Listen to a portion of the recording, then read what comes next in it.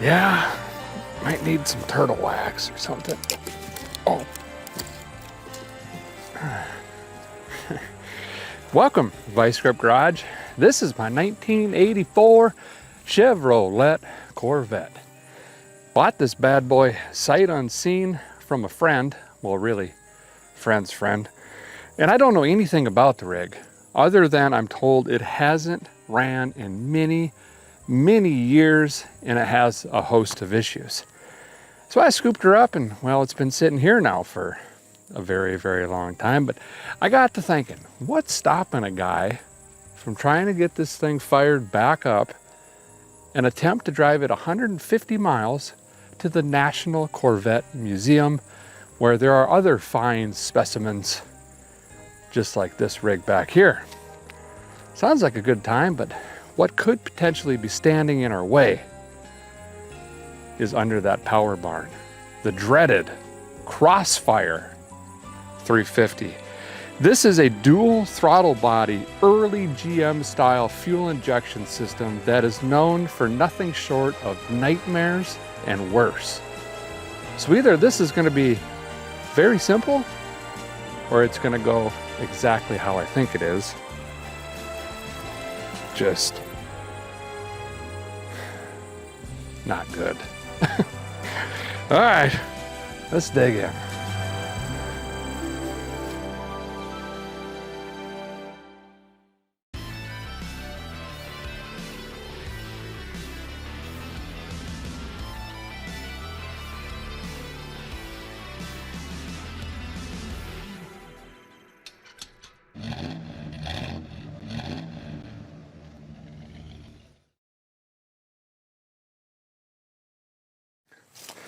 All right, quick little backstory on this hot rod. Just a smidge of Corvette history, and then we're gonna dig right in after we walk around. Oh wow, we got stuffage in the, looks like the whole interior in the hatch. Why? That doesn't seem right. Anyway, truth went on ahead and be told. I'm shooting you straight. I bought this thing for the wheels. You know, the rest of this, I'm good, you know, but then I started looking at it and I don't know, I don't want to part the thing out. I want to save it. Let's try to get it running, driving, stopping. And we could send her on down the road. I'll keep the wheels and all as well. So unfortunately, I don't have a lot of history on this car. So like I said, I bought it. I saw 2 photos and a digital text message on my pocket machine. I went, yep. Bought it from my friend who did the same through his friend, and that guy is the one that bought it from the dude that had it. And the story goes, as much as he can remember, the car just started having a lot of issues. These are known for like headlight issues. The CROSSFIRE is a dumpster fire. The dashes in these, the gauges, bad, fuel pump. I mean, there was just a lot of issues in '84, and I guess it got so bad he parked it. He just went and got a different Corvette, and this sat in his backyard for a very long time. Guy bought it, sat in his yard for a long time. I bought it through my friend, who basically just hot potatoed it to me, and now it's been sitting here forever. I don't have a title or anything like that, but I know for sure it's in '84 because it's the first year of the C4 and it has the CROSSFIRE. It was a 1-year kind of deal. The L83 was in the '82, but that's a different body style. So, you know, the L83, not good. And technically there wasn't an '83 Corvette. In my personal opinion, I think they were panicking. In '82, the L83 came out, and they were wanting to do fuel injection and everything like that, and they knew the CROSSFIRE was just not gonna work. In my personal opinion, I think it was Rochester, those little shysters. You know, they were taking GM out for some good steaks and cigars, and they're going, look, listen, it's fine, we got you. We got this, we got an idea, the throttle body stuff, it's kind of fuel injection, it's sporty. It's gonna be really good, guys. Hang in there. '83, they pulled the plug. They said, look, we got issues. They made 43 for testing and prototypes. 42 were scheduled and successfully crushed. Corvette division of GM just said, let's pretend that never happened, okay, and come up with the plan quick. There's one 1983 left, and that is in the National Corvette Museum. We might be able to see it. 84, they ran with it for a while. And then in 85 came the tuned port engine, the L98.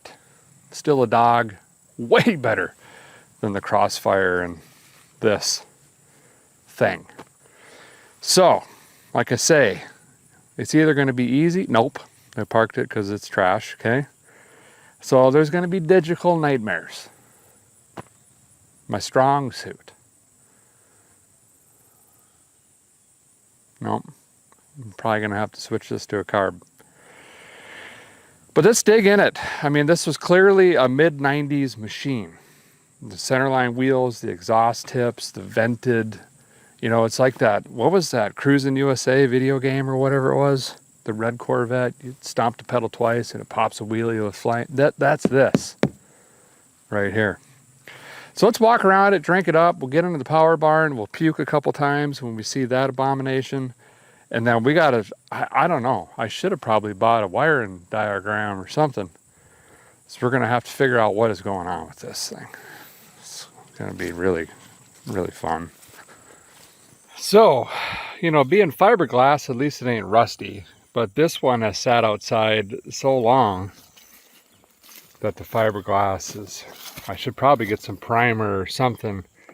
I don't even want to touch it because that's just raw fiberglass. Could have thrown a tarp over it or something, I guess, but she seemed pretty far gone. We got mold and moss and whatnot hanging off her. We got some Pilot Motorsports exhaust. That's weird. Huh. Remind me to forget to unplug that before we start cranking on it. But it's got like the slatted brake covers. Well, 3 of the 4. You know, you don't need all of them. It had tinted glass on it. This is pretty sported up. But this is the main reason I bought it. These are kind of like, I'm not sure the series. They're kind of like 74 edition center lines.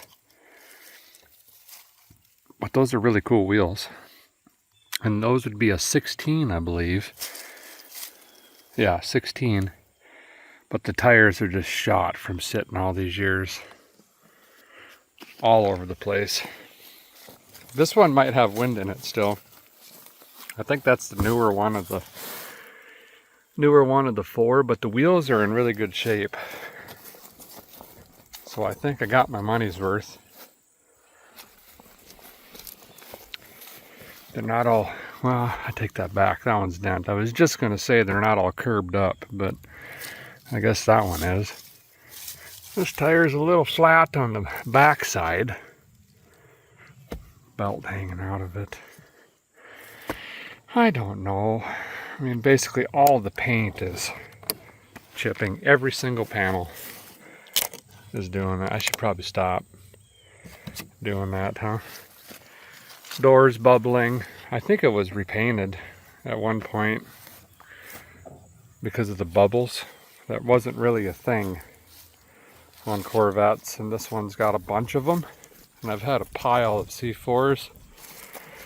And I've never seen that. And look at this raw cross hatching back here in this quarter. That's not factory body work. So she's been body worked at some point. Glass is decent shape in the front or hinder.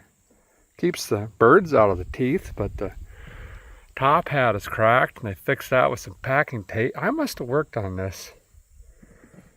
I can't remember when that was. Wing's still in good shape. Got a free bungee cord. Maybe that held the gas lid down or something. I don't know. Air dam is still on it, so we might not overheat. About a 14% chance it doesn't get hot. That's cute.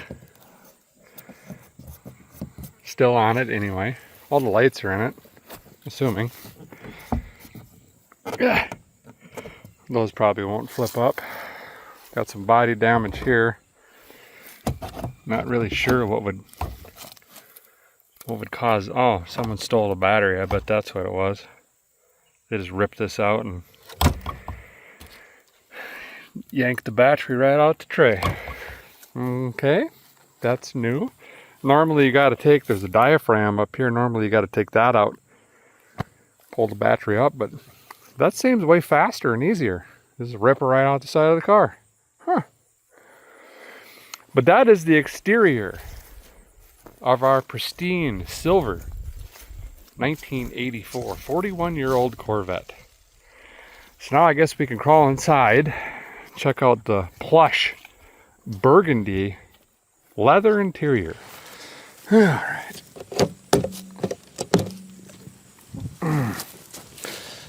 Boy.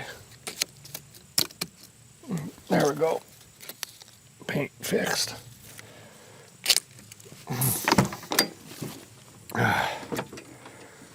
Okay. We got webbage. Lots of critters. Oh, moist. Just making my jowls water. Oh. Yep. It's like a sour cream and onion chip bag full of crickets. Very cabin-esque. Oh, moldy, rotten steering wheel. Everything is melted, drooped, faded, cracked. This poor thing's been sitting outside for a long, long time. Well, get in here and take a look. It's not a big cabin. Ooh, we got aftermarketage stuff. Boop, boop. Cruise control. Not gonna work. I know, just saying. 9-way power seats. All the door panelage is in the hatch, I believe. Is what that is back there. Well, we got our Corvette stamp on here still. There's our back, forward and back. The old cinch button. That was pretty neat. I wish they did that in the trucks and stuff, but they didn't. Oh. Here, oh, yep. Here starts the digital nightmare. It's just been cut into and hacked. Who knows what that does? I think this year even has security. Oh, do we have keys? Oh, we do. Maybe not. The vet. Ace hardware key. Not the original key.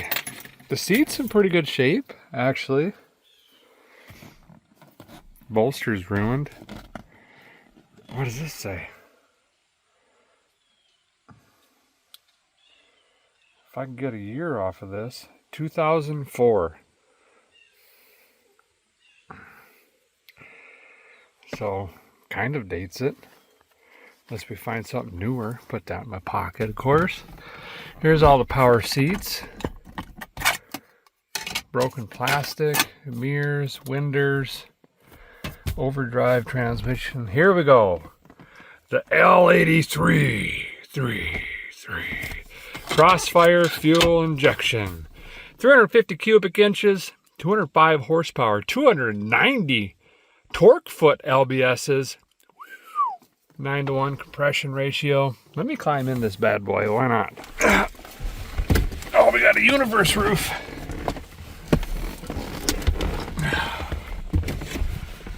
Yeah, it's really good. We might have to take that off. You know, this wheel is, wow. Okay. This thing came out of a landfill, apparently. Wow. But, check this out. Boop. Oh, wow, the spring in there was even good. Maybe not. Yeah, she telescopes and tilts, you know, luxury stuff. Cruise. Here's all of our... You remember this from the one we drove home in the snow. But, I'm going to say that none of that works on account of it being just melted out of the entire dash. Also, we've got oil pressure and water here, which also means we don't have a fuel gauge, I bet, or anything else, speedometer, tachometer. That's great. But we've got a JVC in her. Is it removable? Can't tell. Probably been smoked in. This is kind of neat. Wow. For Pete's sake. Oh yeah. She was smoked in. Got some leavage over there. That seat's in pretty good shape. I wonder why they took the door panels off. Ah. Yes, the French owner's manual. Thank goodness we got that. The old change rack. That's really it. That's all we got. That's what it is. Oh yeah, we gotta have a special to get that off. Forgot about that. And I think there's one that goes up there. That is our hot rodded Corvette interior. Let's get in the power barn. I think I heard the latchy doodabber let go, but these are known to break and get stuck. Oh, it worked. Wow.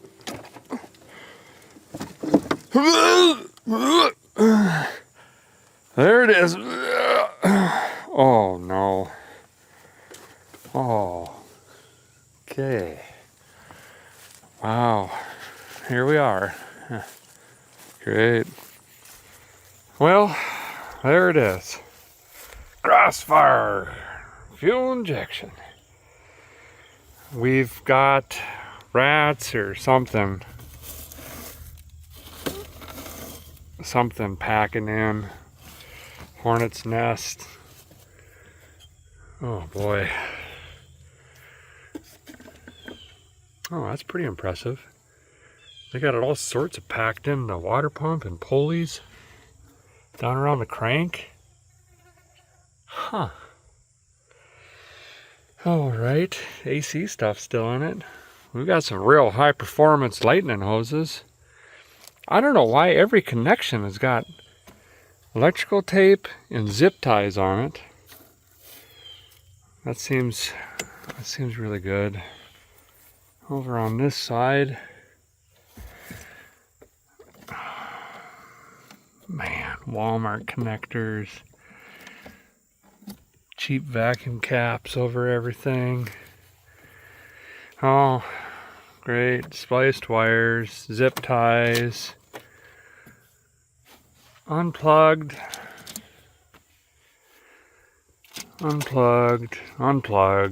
open wire. That's going to be our CTS. We need that, coolant temp. For the tuned port, so there's two throttle bodies in here. One here and one here. And basically what Rochester did was they borrowed a really good intake from the Trans Am Racing Group underneath of here, which worked great on a fuel make it happen or a carburetor. But they put these throttle bodies on them and they ran terrible off idle in traffic, stuff like that. Just not made for fuel injection, really. And that started the downfall, I guess. Got some sort of critters living under here. Look how light and dainty the control arms and stuff are in this. Who knows if we'll have brakes. I'm sure we won't. Do I even want to look at this? We'll wait. Made in Australia. Huh, that's cool. That looks like a map sensor. I don't know. Battery's missing. We got some wires and some silly putty running through there. So basically, we've got Terminator broccoli injector here and there. We've got a coolant temp sensor. We've got an oil pressure sensor that's in line for cranking. We've got a fuel pressure or fuel pump relay. We've got a map sensor. We've got, I think, a one-wire oxygen sensor and an air control valve, a throttle position sensor, IAC. No, I don't think. Yes, we do. Idle air control. All of that together makes juice spray out of that thing in there. allegedly. I don't know.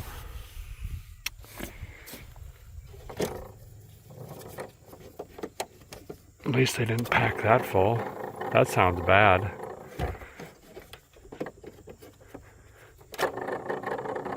Yeah, great. I bet one of those is cheap. Nope, that's good. Oh, they even reminded you under here how awesome it is. Great. Actually learning a couple things here. I've had a bunch of these, but I guess I just never looked close enough. Not the CROSSFIRE. This is the first ever CROSSFIRE. The jack handle is up here. And then I noticed this actually is gasketed and has a wind intake, air intake down to there. And that gasket would boop right onto there. Assuming there's still a filtre in there, of course. But that's pretty neat, actually. I'll give them that. Hood lightage. Okay, where do we even start with this? I suppose we just... Well, I don't know. We got to make sure it cranks over. All that's going to have to be unpacked. I'm assuming it'll just light on fire. Get a jump box on this thing, see if it cranks over. Probably get a ranch dressing on it. Check some fluids, and then I'm sure it's going to be an electrical issue. Whether it's cooked wires, relays, fusible links, I have no idea. It's multiple sensors. We're just going to have to start digging in. The guy's going to dig all this hay out of here. I don't know what was packing it in here, but they done a number.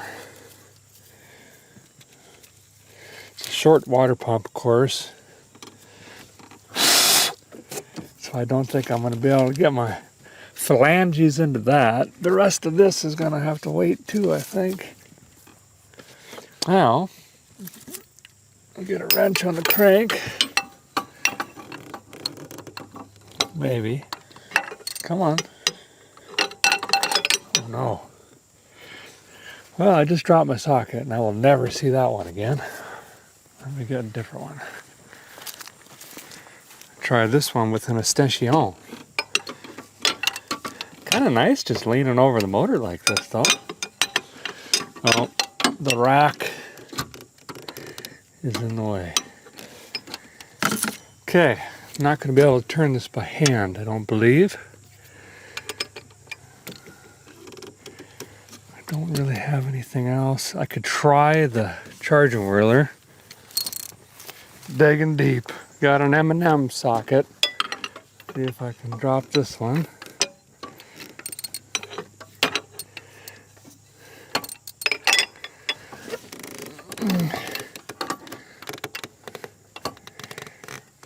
Okay.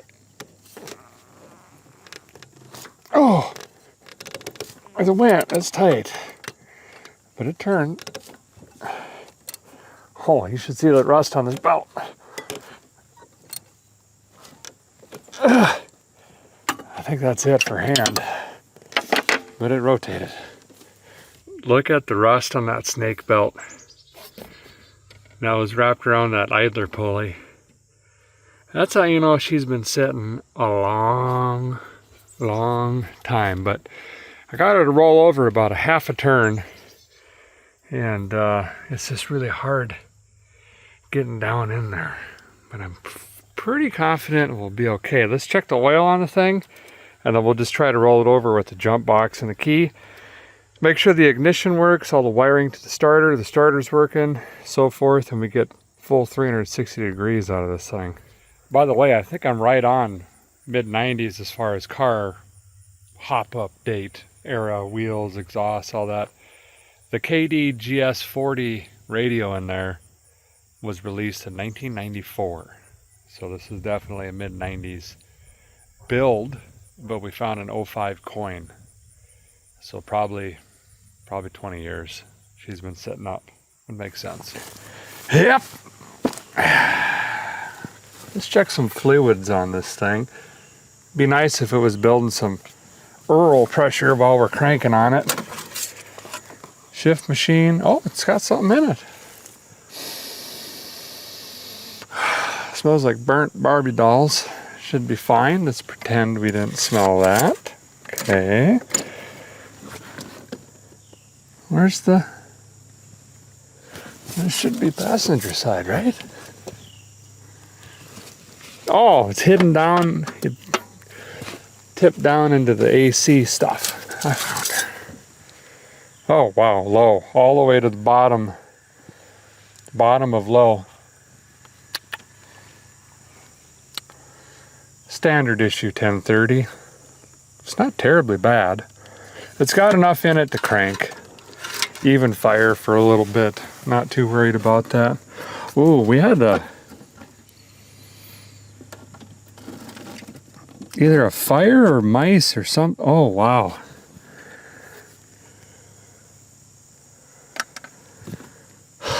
Wiring. Great. It's gonna be really great. We got issues over here too. We gotta forget about. I'm searching away for the dipstick. It was kind of hidden down like that. But anyway, down in here, we got, I guess that must be the temp sensor. Well, I don't know what.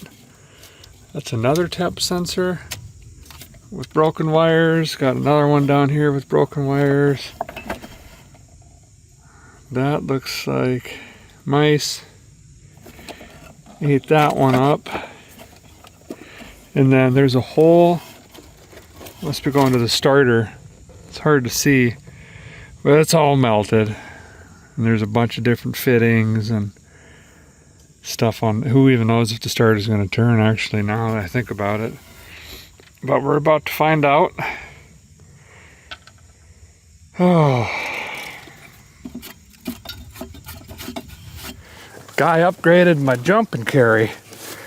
What model is this one? 770. It's got extra long leads, which is great because you can set it on the ground and still get up to your rig. And you can run this as the battery itself. Like, you literally don't even need to just throw this under the hood and fire your rig up.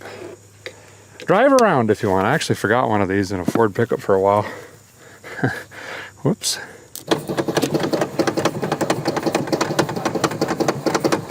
Okay, that seems fine. Startled the guy. The headlight motors were going crazy, but they didn't open. Common issue. Good old 84 Corvette. Okay, well, let's see if it'll crank with the key. Okay, that is on. We're a long ways from this firing up. Oh, I say that. Watch this just fire right off. Can't forget that plugged exhaust. Okay, park. Holy. Weird. The key is all the way forward, but I was pulling the key out. I thought it was in the off position. Maybe that's why the headlights went nuts. Key off, key on.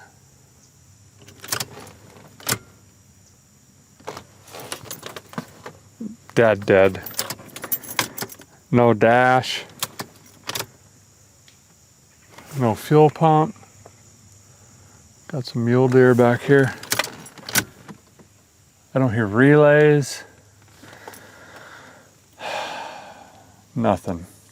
Probably gonna have to pull a starter, aren't we? Cranking? Oh, cranks? Oh. Not happy. It's got a, I think she's got a tough spot. See all the dust coming off the belts?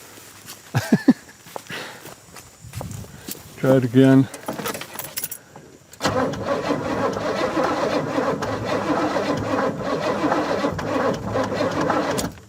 Yeah, that doesn't, let's stop doing that. I think we're gonna have to juice her down. She's pretty tight. But it cranks surprisingly, even with all the wiring issues we saw going to the starter. The bigger concern is nothing happens, like the main accessory line or something. I don't know if it was this one we saw earlier.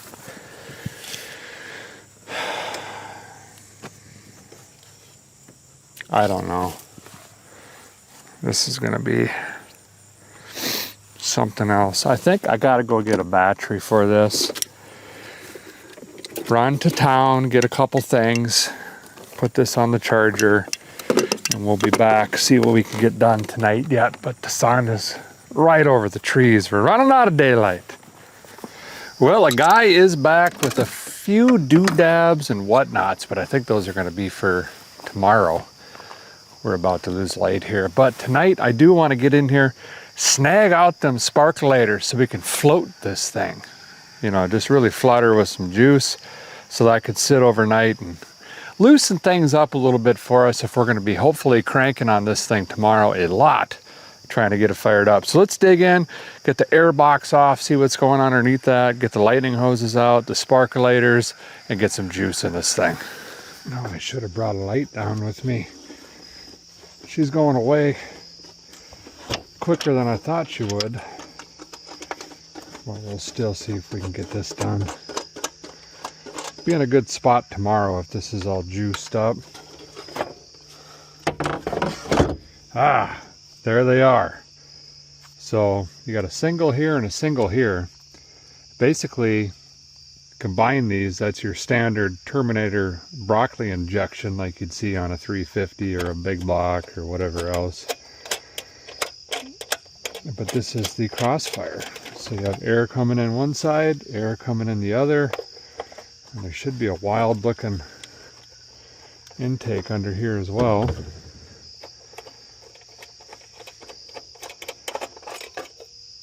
Apparently this air filter doesn't exist anymore. Oh boy. Okay. Full of seeds and all sorts of stuff. Get off of there. Ooh, that looks really fun. Those aren't locked up at least. We'll have to test the injectors tomorrow. Throttle position sensors. We got quite a bit of work to do. But just kind of making room for now.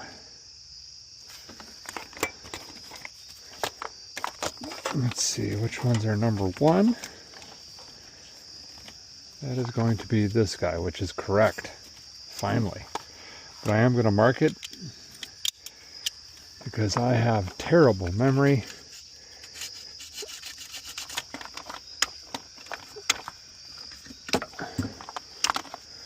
Looks like an Excel cap, but a stock coil, so that doesn't really make sense.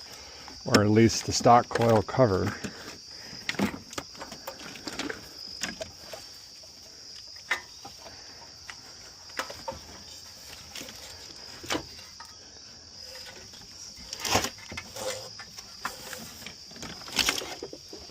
I think my leg just went through the side of the car.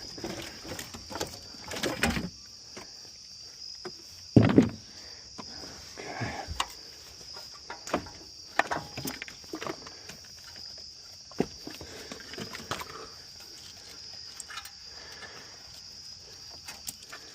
There's that one. Mice got to it. It's the only one though. And then we've got this connector. Let's set that here so we don't forget it or try not to.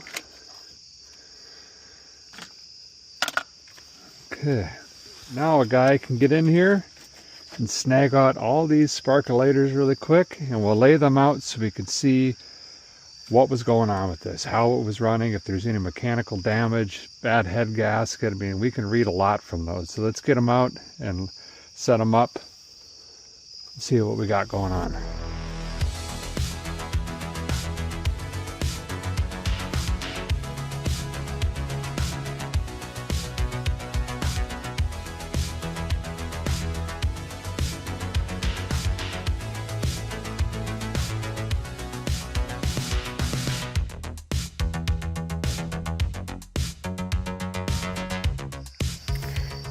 Sparkulator report, we got foulage. All of them are heavy soot.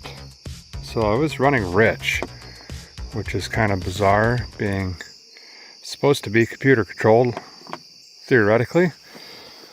But it was time those needed changed. Only found the one bad lightning hose, which was pretty wild, but something in here I noticed, which is actually probably the most frightening thus far. It could shut us down actually. The TV cable was broken and unhooked from here. And this transmission absolutely relies on line pressure, and you could smoke these quickly without having the TV cable adjusted correctly, let alone not hooked up. Very bad. So I think we're going to be extremely lucky. Well, one, I got to figure out how to keep that on. The tab is busted, but we're going to be very lucky if this transmission actually works. This was parked for, you know, could be numerous reasons. Could that be the reason? Could the wiring nightmare in this be the reason? Or is it just a conjunction of all of them? You know, we don't know. I guess that's what we're trying to figure out. Okay. Something goes in there. Anyway, so now we got all the sparkulators out, we can go ahead and get some juice in here. Is that another unplugged sensor? Yes, it is. Oh, that is the old temp sensor, which now has a mechanical in it since the dash doesn't work. Okay, we're going to use some Marvel Mystery Oil. I don't really know what's in it. It's a mystery, but we're going to float them with this. Of course, some of these cylinders are going to be down in the hole, some are going to be up. It's just the way she goes, but we're going to try to get them all evenly juiced, and it's actually pretty good timing. It can sit overnight and you know, install new rings by itself and some flat top pistons or whatever else it wants to do for us. And then tomorrow we can make a giant mess, and hopefully at some point a smoky mess. Well, that's about as far as we could take her tonight on the old Corvette back here, but we'll be back on it bright and early tomorrow morning. We got to start somewhere on this wiring. I'm not really quite sure where. I suppose we just break it down to basics: spark, fuel, compression, valve timing. So spark and fuel, as long as we can get those through the digicals or hot wire them or something. I don't know, we'll just start cutting wires. Just not the blue one. Okay. See you in the morning.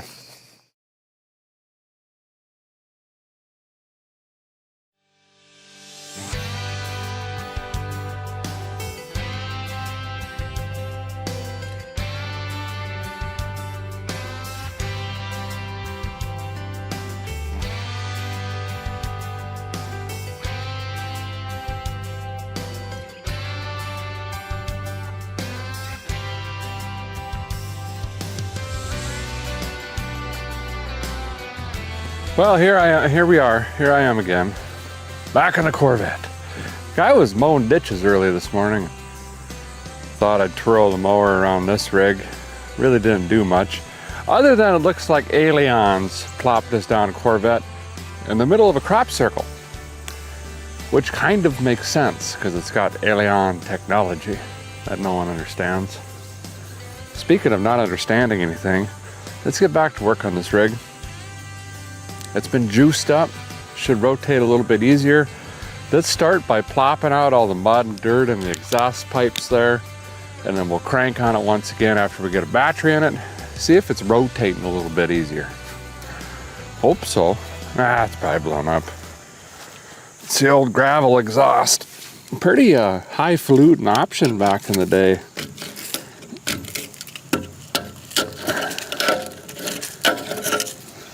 There we go. Dang near concrete. How much moisture it's had over the years.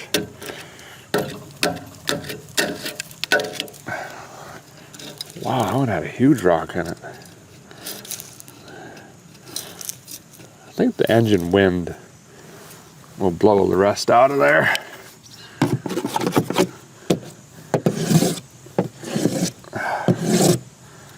Huh. All right. This battery flapper, pretty good idea. This one takes a special battery because it's an 84. No, it's got the go handle, but here's the thing. I'm gonna learn on you something. You go to O'Reilly They don't have it on the display. But if you say I want a economy or a value battery, they'll go dig them out. Look at this bad boy.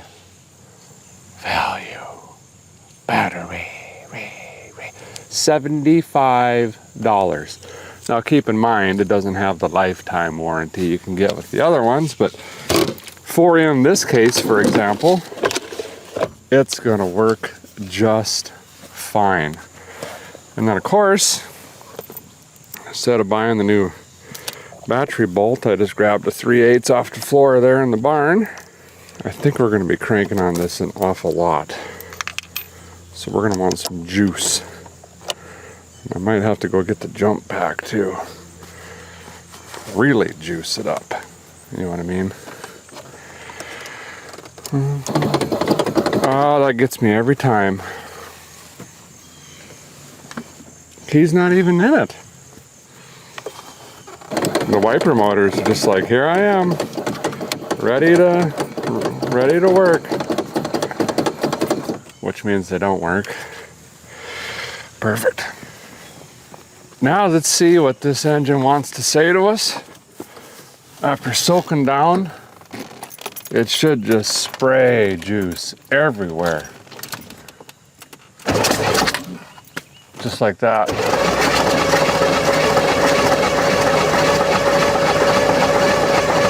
That one was so full.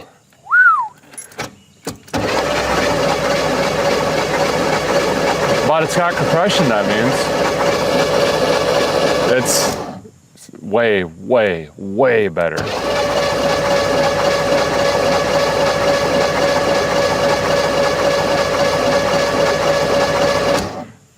Well, the injectors ain't firing.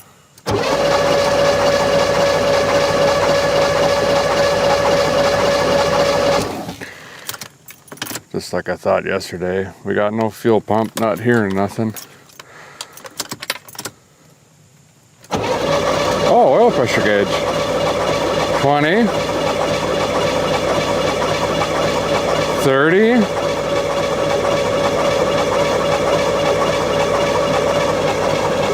40, but let's stop. This starter's probably really hot. Poor thing. Just letting you know what's about to come today. Oh, we got a mess.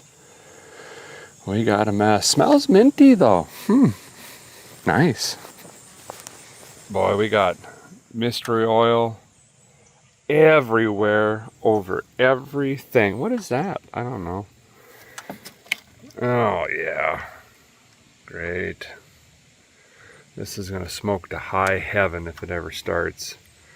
But it's rotating much easier. We've lubricated the cylinders, pistons, piston rings, even the valve seats.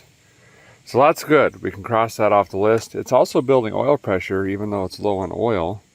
I should have put the stick of dips back in to see how much Mr. Oil got into the crankcase, but I got to yank it out again if we're going to put sparkulators back in. Did I already lose? Oh no, there it is. Whatever connector that is, we got to fix. I'm going to get some brake clean and just soak this thing down now and get as much oil off of the engine, allegedly into the dirt. Recycling it, I mean, into the recycle pans that are approved. And off of the working areas. Yep, and stuff. So why brake clean? Well, it cleans. But more importantly, it dissipates and dries very quickly. So once we get all the oil off with it, it'll disappear. No one's the wiser. And we've got a fairly clean surface. Okay, that's fairly cleanish and drying. Guys trying to devise a plan here. We're going to have to figure out a way forward with our time. Now, I'm sure a lot of you are, hey, just swap that intake, throw a carburetor on it and be done. And a bunch of, do that in 20 minutes. Yeah, no, but here's the truth. No, first of all, that's probably an honest day's work by the time all of the vacuum lines and gobbledygook and fuel lines and everything comes out of this. Intake carb goes back in, and then we're still left figuring out a fuel system anyway. So why not just try to make it run the way that it is? It'd be fun for me, and quite honestly, not a lot of people understand these CROSSFIRE fuel injections, so if I could figure it out, that'd be, you know, why not? So let's throw some time at trying to get it to work the way that it is. And if that doesn't work, we'll just put a big block in it. That ought to fix it. So spark, fuel, compression, valve timing. We know we have compression based on our fluid dynamics test and flow rate of this morning. Cross that off. Valve timing, we'll figure that out here shortly. So that leaves us spark and fuel. We don't have a pump running, and the injectors aren't pulsing. That's going to be a bigger issue, I think. So let's get sparkulators back in this thing, get the lightning hoses back on it, and let's test for spark. Because then we could kind of cross 3 things off of our list, and we're down to making the juice squirters squirt juice. You know, it's basically just a Terminator broccoli injection system.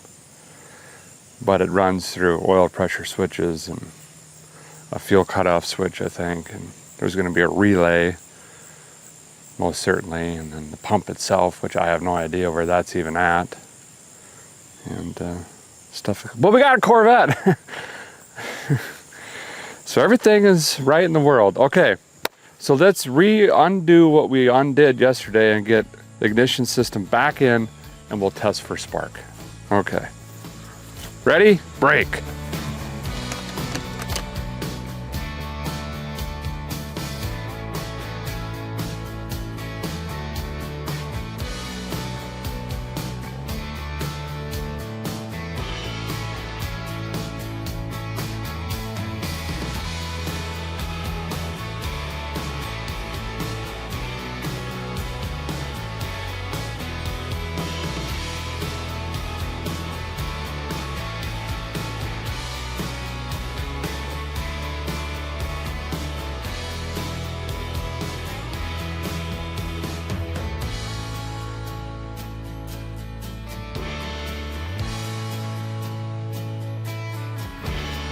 Well, the guys got the sparkulators in, the lightning hoses, and I also went ahead and just replaced the cap and rotor in this as well.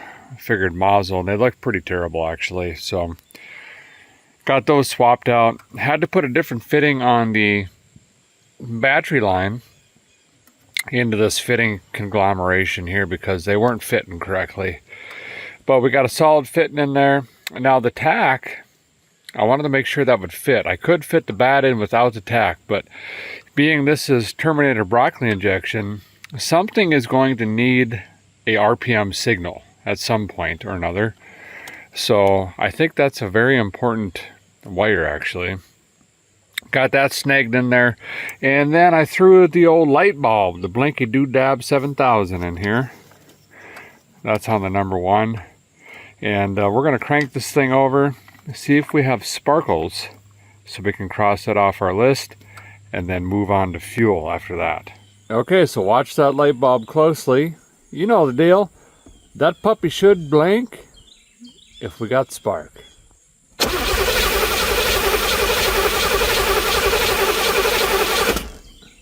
Negative on sparkles. Well, guys, got to start with the basics. We got the ignition stick rolled on. Let's just make sure we have 12 volts to our connector here. Yep. Oh, yep. 1214. Okay, so that is not the issue, which is good. So we're going to plug this back in. Now, let's go ahead and take this off, the coil cap, and make sure that it's transferring that voltage correctly into the coil. And we can also test the ground at the same time.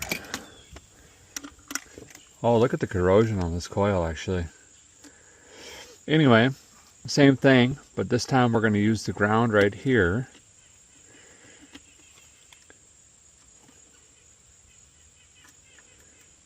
Ah, see?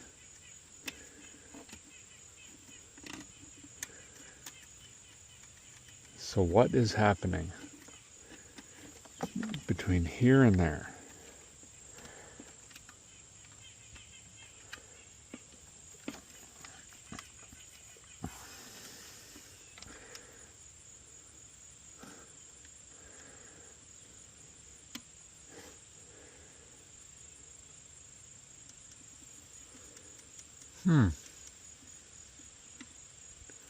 Well, the guy's been really digging into the ignition here and done some very basic tests, and quite a few of them that were for a 4-pin, and I started getting some weird results. So I tore out the module and discovered this is actually a 7-pin, so that's a whole nother ball game there. But some of the very basic things you can test with just a test light is 12 volt or power coming in, and a good ground. So you can actually just ground it to the distributor base and test this at the same time. But I used a meter, put her on the horseshoe mode, and made sure that we had a really good ground to distributor base and the ground wire here, which is why that one's kind of chafed up. All that seems good. So basically what we're down to is either a bad ignition coil or a bad ignition module, which this is the original GM. So maybe, but you need a 5-volt signal to properly bench test these, and I don't have that. Like a going deadish 9-volt battery would work, but I think I'm gonna go see if I can just find a new replacement, and we'll try this. And then if not, we're going to try the ignition coil, which we can actually ohm out and test that. Okay, we got the coil ripped out of here. Now you've seen me do a bunch of tests talking about primary and secondary windings on the canister style, pop can style coils. Well, you can do the same on these. It's still creating a EMF field essentially. And primary winding is red and white or red and yellow. And secondary is from the button to the strap right here. So we want to see as close to 1 on the primary as possible. First thing we'll do is just check our meter.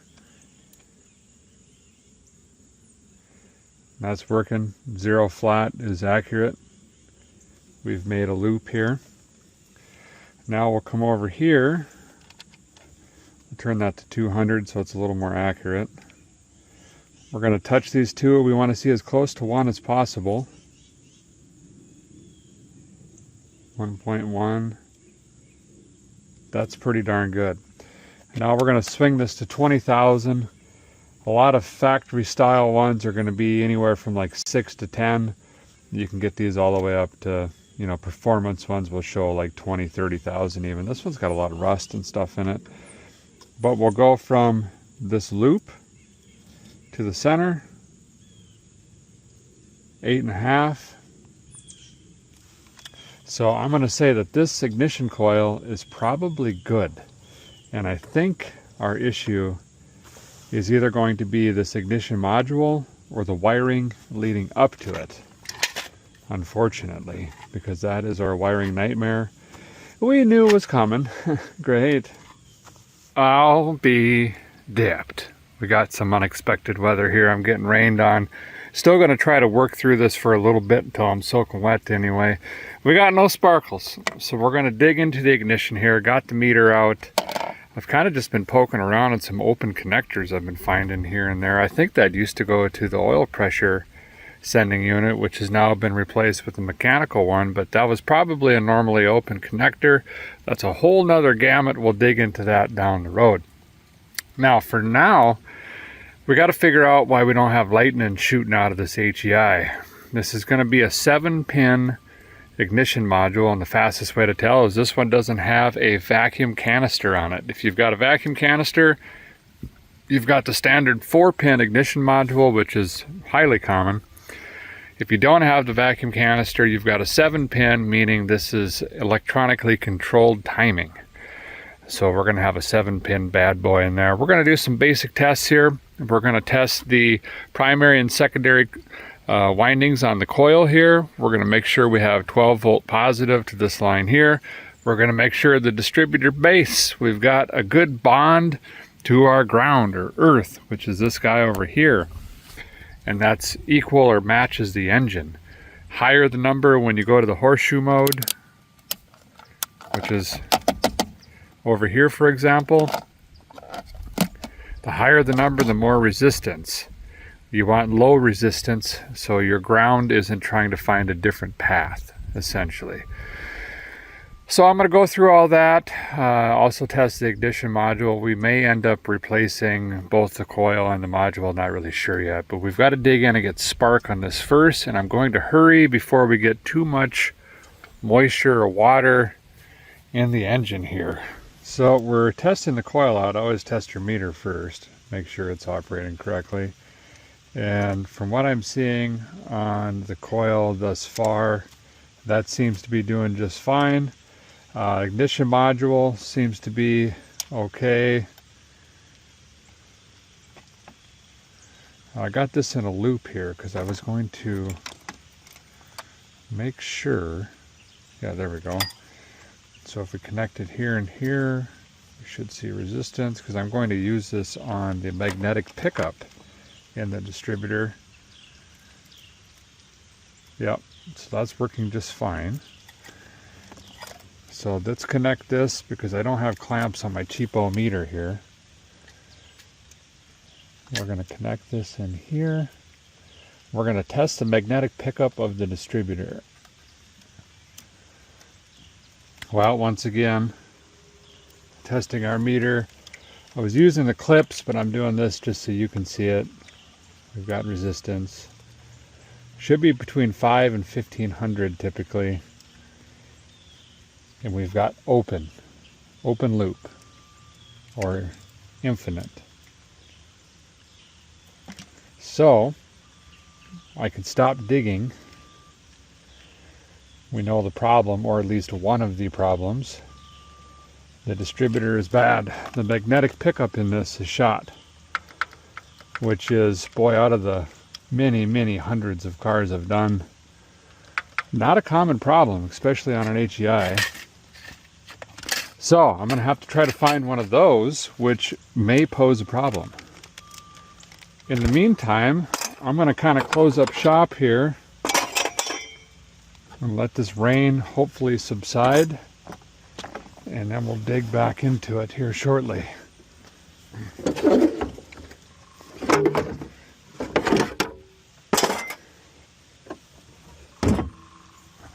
That'll work. Well, it is went ahead and been quite a while later. Reason being is I had to track down this guy. It is an OEM Lightning Whirler, and I don't mess with this era of vehicle very often. I had no idea that these were unobtainium.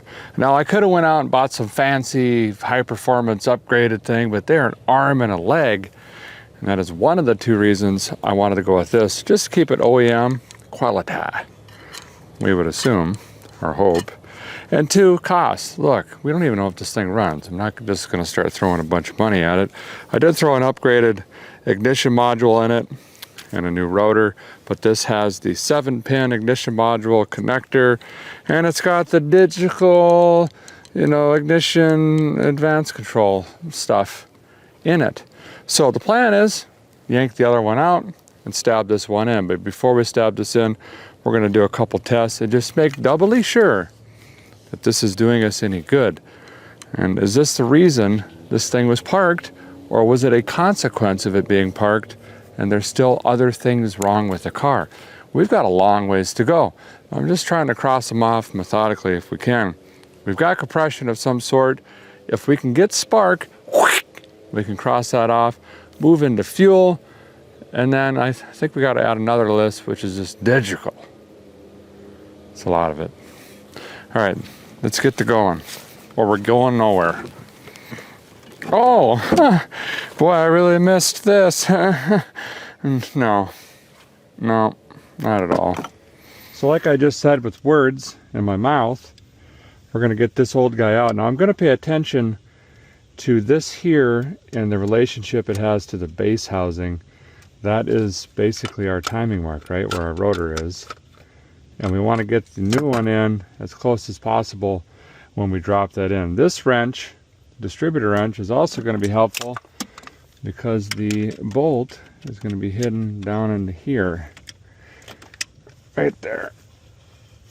Yeah. Boy, she was tight.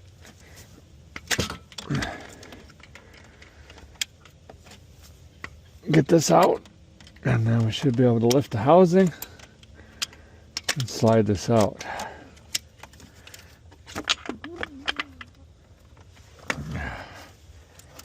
There it is.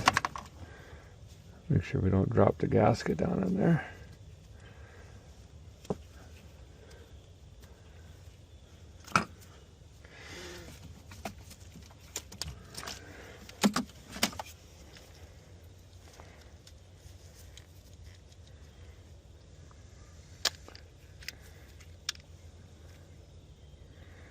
All right. So we got our digital meter here. I got her swanged over to the horseshoe mode. I've got this connected to the pickup here in the distributor, and we can see this is an open loop. See how there's no change? Nothing. And it should actually produce voltage as well. This is a Tesla coil essentially. So if we go over here, put it on 2000, we spin this, it does make a little bit of voltage, but we've got a short or something else going on. So let's test the new one now, and I'll show you what it should look like. Same exact test, same process. Horseshoe mode, turn this on, bam. And as I turn this, look at that.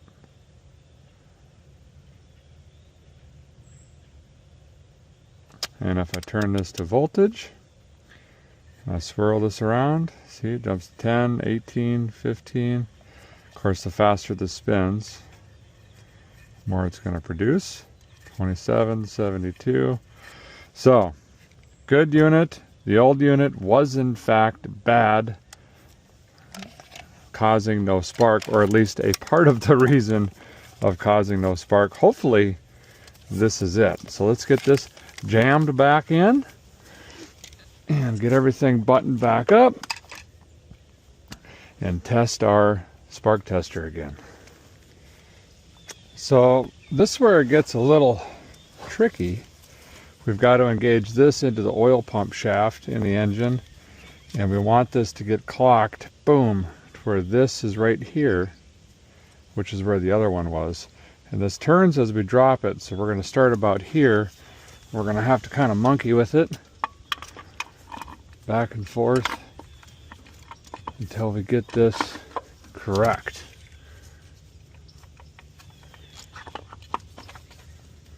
Which is exactly like that. Wow, that actually went a lot better than I thought it would. Boom, fully seated, and then all I have to do is just line that tab right up with that, snug this down, plug this back into that clip, and we're in. Ran into an issue here, and I should have checked this before I stabbed this other one in, but this harness connector is slightly different than this harness connector. These pins are too big to fit into the original OEM harness, and it's got a different flavor, tangs and tabs. So what I'm doing is actually harvesting the harness out of the old Lightning Whirler, and I will ohm out each of these wires, make sure this harness is good, and then I am simply going to transplant this into the new base of that distributor. It's going to be a lot faster than trying to repin all this stuff and all that nightmare. All right, got that harness swapped over. That's plugged in. Now we'll hook our battery up, which we've already tested that. We've got 12 volts there. RPM signal. And that should be it. tranquilizer again and see if we get anything out of this little light bulb right there. And that'll tell us we've got sparkles. Well, here's the first I can't explain. Both doors are locked and the hatch. Keys are in the ignition. How did we never hit the power lock button? Does it even have power locks? I don't know. If I have to call to get this door jimmy, that's more than the whole car's worth. So now I've got to go find a piece of welding rod or something and see if I can break into my Corvette. Darn it. The guy should connect to AOL and see how much a piece of glass is for this thing. But we will try.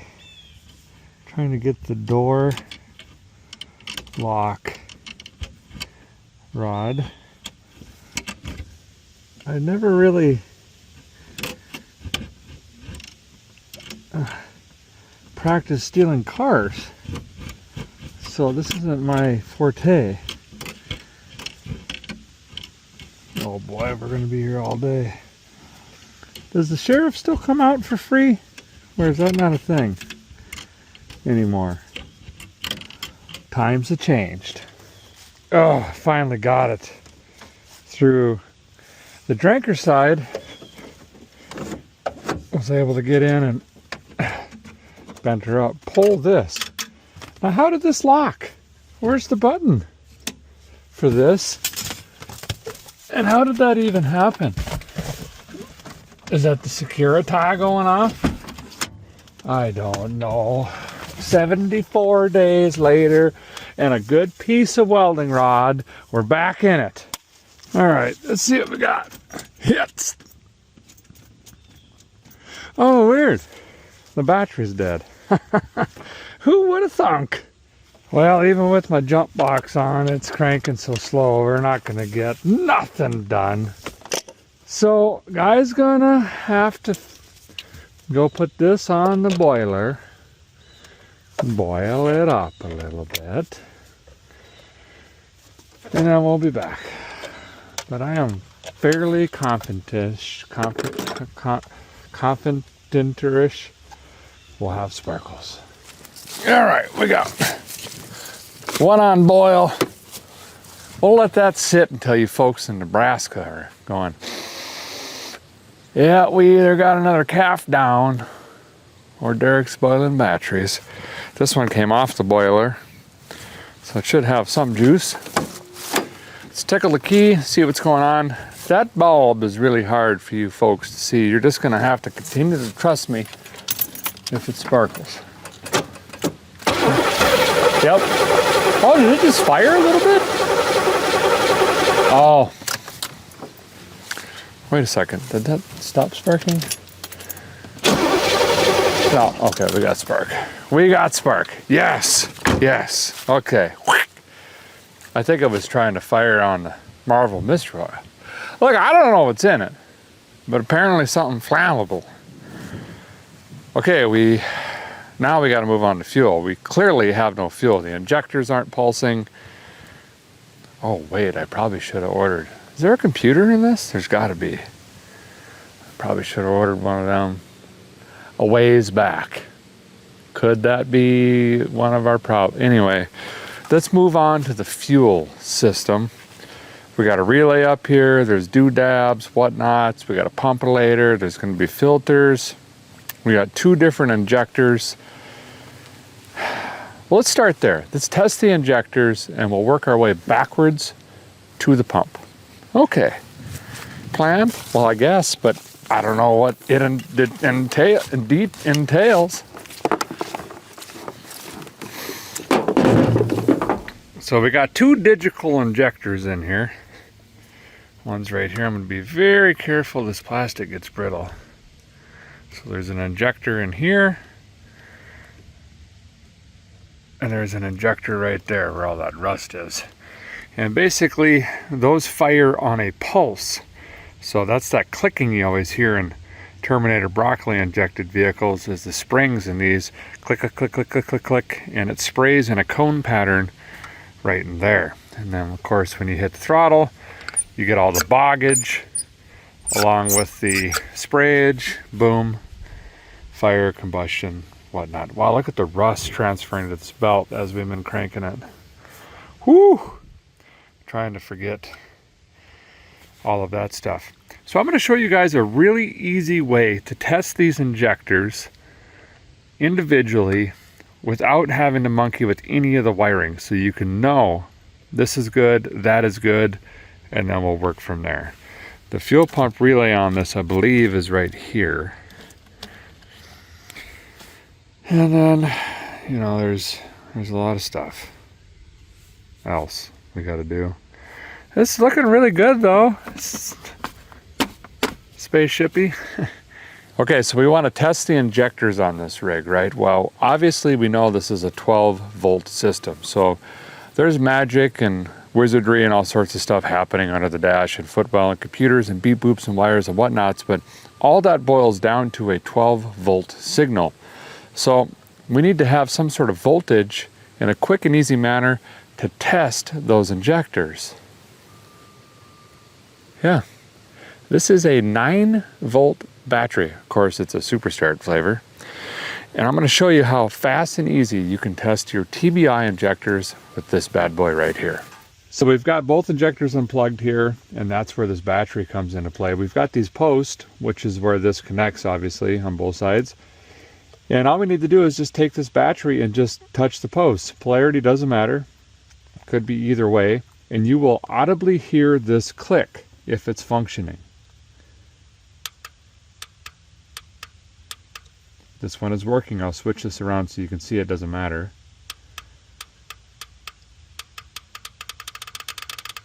That is firing. Uh-oh.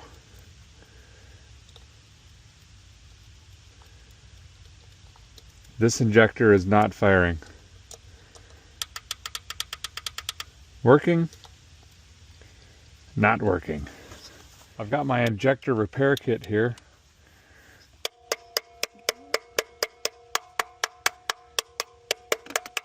We're going to see if it was just stuck from sitting.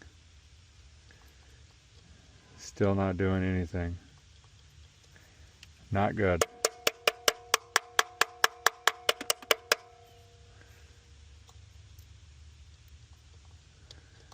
Oh no.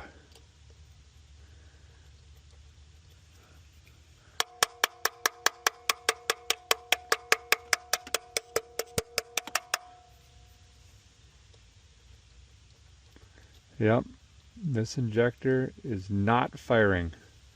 So we're going to have to start there. Doesn't matter what the pump is doing, anything else, relays, wiring.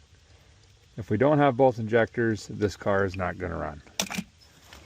Well, they make rebuild kits for these units, but I do not have one.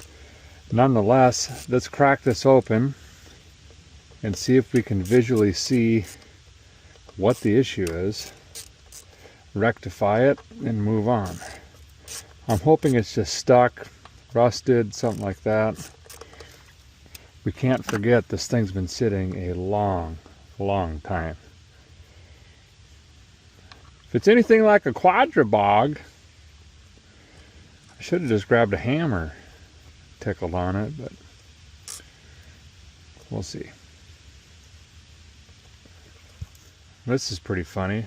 Just pop this off and there's a stink bug.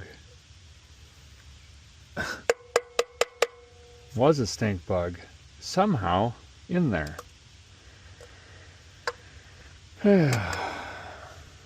Anyway, how does that come out now? Or does it? I think we gotta get this little devil out of there. Okay, couple things here. One, just kneeling down, was on the phone ordering parts, and I noticed down in here on the block is a warranty bullet. Right here. So this short block, the block or engine, is a reman that had a warranty at some point. So the engine's been replaced. Also news, I finally got this out. Unfortunately, I broke the gasket. Look at this. Completely varnished like crazy. Look at all that. So I called and ordered a rebuild kit for both of these, but unfortunately they're not going to be here till tomorrow afternoon. But we're going to keep our feet moving. I'm going to pull this injector out now as well, since I know I've got gaskets and everything on the way. And we'll clean both of these injectors up, make sure they're firing properly.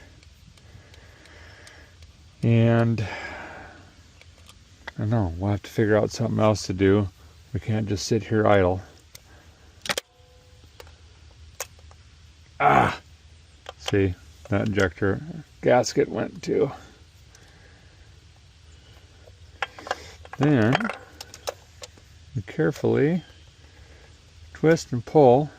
See this one, look how much cleaner that is. And that would be the reason this one is firing.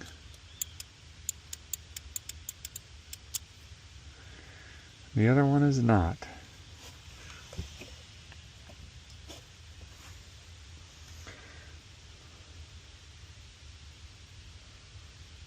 Huh. That is bizarre, that side by side. Maybe this one wasn't firing for a long time and fuel was just sitting there. Hopefully I don't have to order an ejector. I didn't even ask about that. I got that rebuild kit coming out of Missouri. I'm going to quick run up to the carport, see if I can clean this thing up and make sure that it fires, because if I can't get this to fire, I've got to source and get injectors on the way as well. And then we could set all of that aside. And I think we'll just keep working our way through the fuel system, right? The pump should be pumping. We can verify we're getting fuel at the throttle bodies and do all that stuff while we're waiting for all this nonsense. So a guy just ran this through the cheek poker, tried to get most of the varnish fuel off. It actually sat so long with that fuel on it, the body is pitted. I'm gonna get some carburetor cleaner and just really start spraying this thing down, soaking it, spraying it through the tip here, and see if we can get this thing to come back to life. So a guy's got both those injectolizers just soaking up in some cleaning solution there.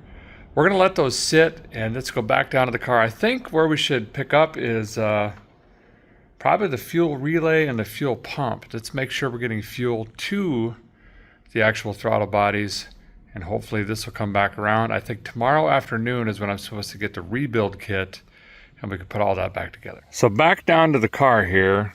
We're gonna clean up this stuff later once we get into fully rebuildalizing those.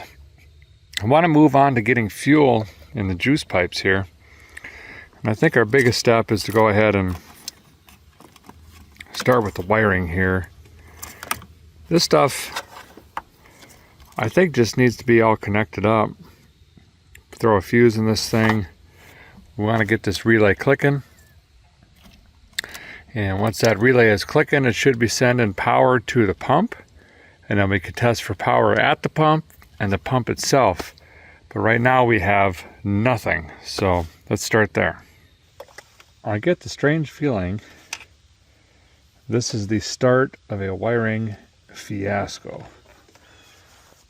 I've got, let's see, what do I got tied together? This link and this relay, which I have no idea what does, into this wire. I can't really recall where I found this chunk of wire. I'll shorten this up.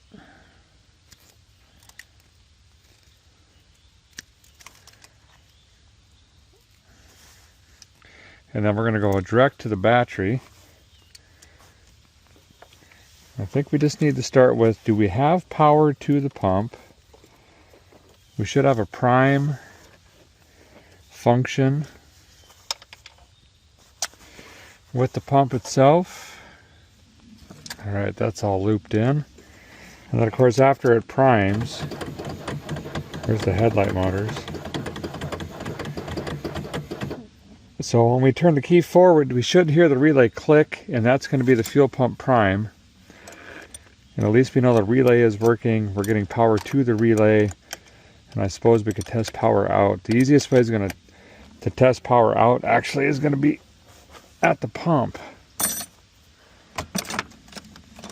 Which we need to test that wire run anyway. So it's 2 goats with 1 bird, or whatever. Alright, shh. Shh. I got the window open. Hear the cats? No, but listen for that relay clicking right there. Ready? Ooh. I'm hearing something, but I'm not sure if it's... Let me try to feel it. Okay, I got my hand on it. Yep. So that is now clicking. So that is good, but I'm not hearing a fuel pump run. And if a fuel pump was running, it's unabated, and we would have fuel gushing out here. So we have a dead fuel pump. So now, let's move on to that.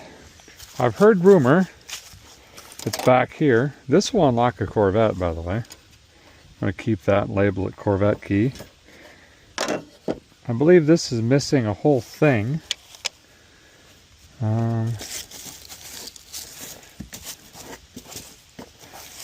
Get some of this out, see if we can find... I'm hoping the pump is under this.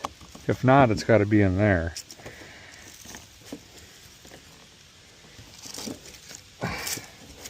But I've heard rumor... Oh, I see wires right there. Oh no, that's got a key.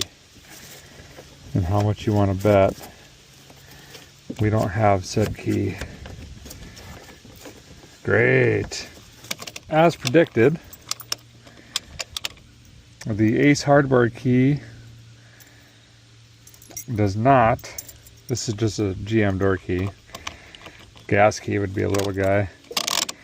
So we're going to have to run up to the carport and get a drill, some drill bits, some other stuff. I'm thinking, based on there's a hose here and some wiring, we got to get this rubber thing off, and this cap's got to come off to do that. And these I'm going to leave out here so we don't lock them in again. Well, I can't believe it, but I think I found the key after all.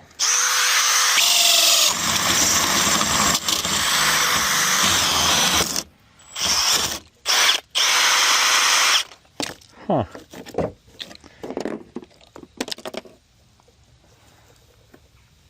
Oh boy. What'd you do? Oh, it's not even the right cap. It's just kind of jammed in there. Great.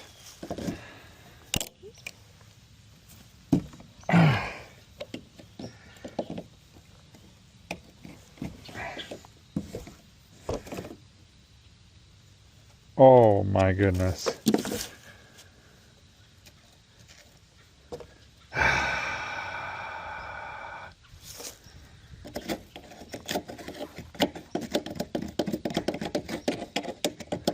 Well, I need a lot of wind or a vacuum, neither of which are at my disposal.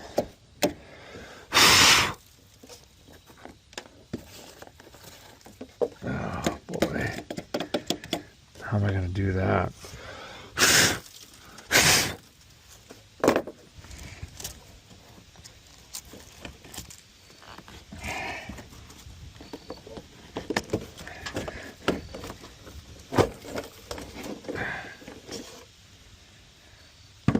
Okay, here we go. Look at all the wires. What is this? Coat hangers. Man, this thing's been cobbled together. It's had a fuel pump before. We got worm style clamps on here. That's an original style clamp. So we've got feed, I'm guessing based on the size, return, and this would be evap. And I'm thinking the pump is hanging off of this assembly. Missing bolt, missing bolt, missing, missing, missing, missing. Wow. So I'm going to put this whole assembly back on with just 2 bolts out of Mini.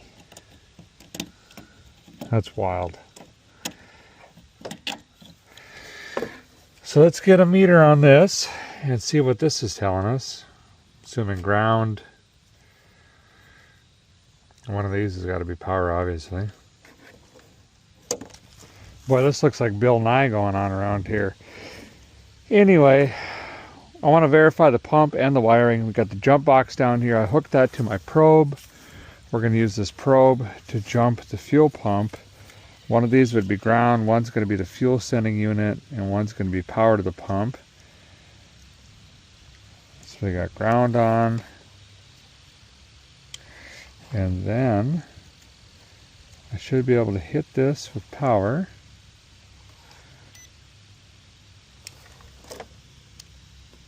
Yeah, no pump. Dead. Okay, we for sure have a dead pump. I was going to try to run it off of that, but no need. Now, we need to see if we have power coming from the relay, which could be a whole nother debacle. Well, there I've got 1.59 volts. And let's rock the key and see if we get a prime. There we go. 1.6. Key on. 12 volts. 11.99. 12.03. Off. On. Prime. 12, and it should fall. But it's not. So I'm not sure if the relay is hanging up or what's going on, but I thought this would only run 12 volts for like 3 seconds, and then the ECM would tell it to run once it received an RPM signal. But nonetheless, we're getting voltage to this connector, which goes to the pump. So at this juncture, we've got to take the pump out, which is bad, which I can't believe that. And it's already had a pump. And like I said, only 2 bolts have been replaced. I'm going to try to find more hardware as well. Let's get that out quick.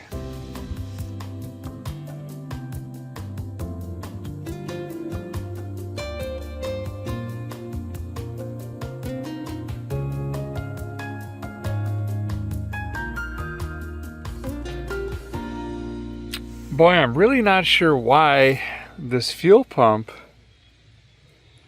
wasn't working. Huh.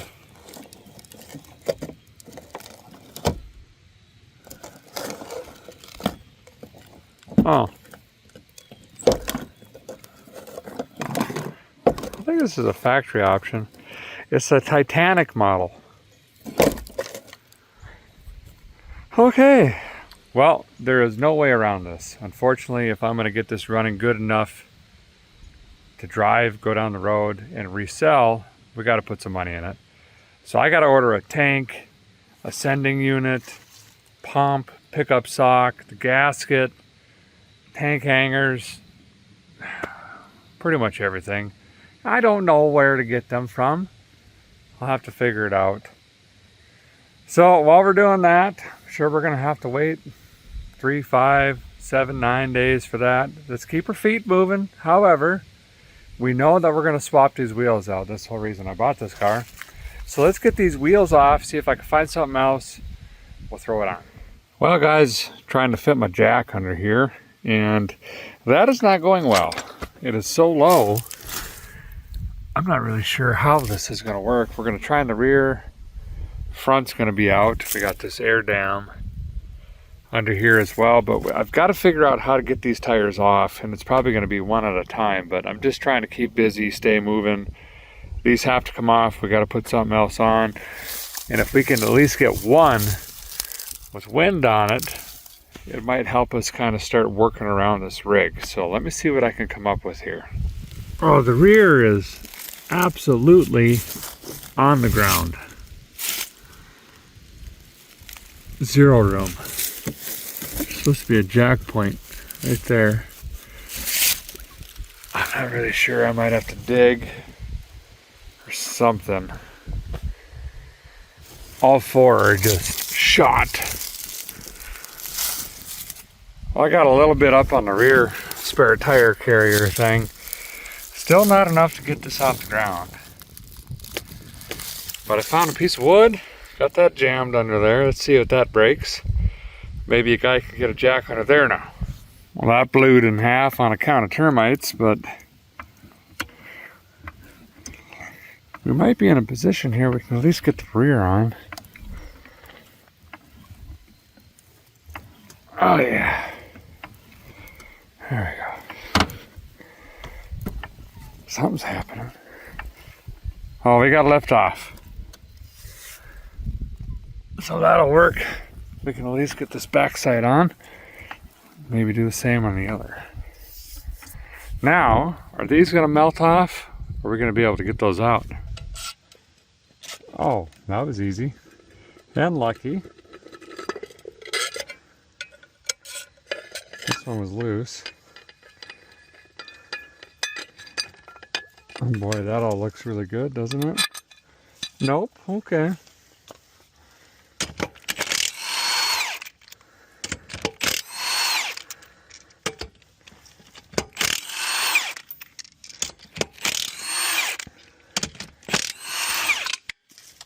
Now we begin the long process of one at a time.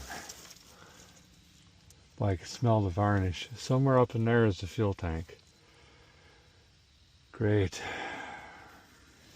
Well, I'm not really sure how or why, but lifting up the rear got me the front off. And those puppies were really dug in there, but nonetheless got this whole side off. Let's get this side back on, and maybe-ish we could do the same on the other. I might try to find another broken jack or something like that instead of that wood that blew in pieces. Try to manage the other side. Ta-da! I have sourced these. Two have terrible tires on them. Two are bare. But I believe by the black inserts and how they are, these should be 84, 85 wheels, which is exactly what we're looking for. We just got to wrap some new rubber around these bad boys. So these wheels are from the scrapyard. There's the number on them. Anyway, tires, I just got what was on it, and they were pretty hard to find. These are Falcons 245/50 16s. I probably should have got wider. These wheels look an inch or two wider than the wheels that are on it, so this might be kind of hard mounting. But got to pay attention. We've got an inside and we've got an outside on this bad boy.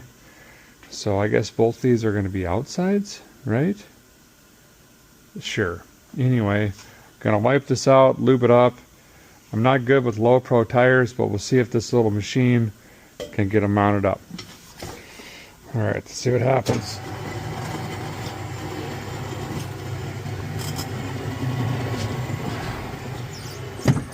Oh yeah, got her.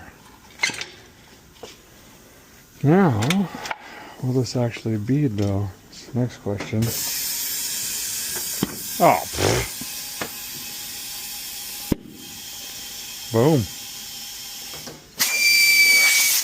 Doesn't have a core in it. I guess we could put that in now.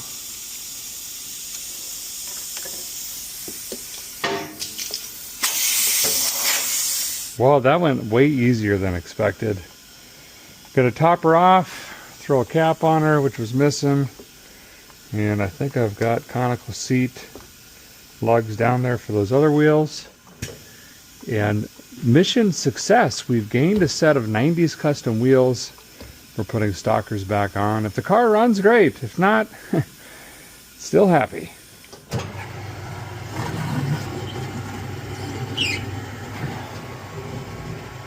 Bam!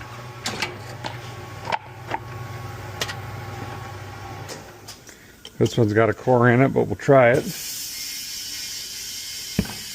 Yep. Yep.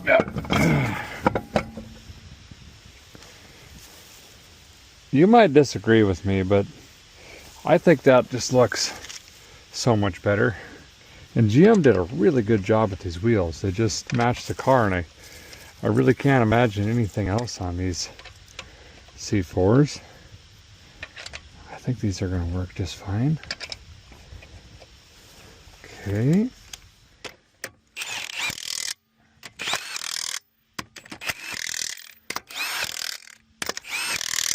Remind me to forget to double check those. Oh, wow.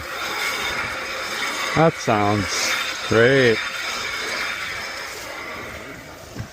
We'll just pretend we didn't hear that.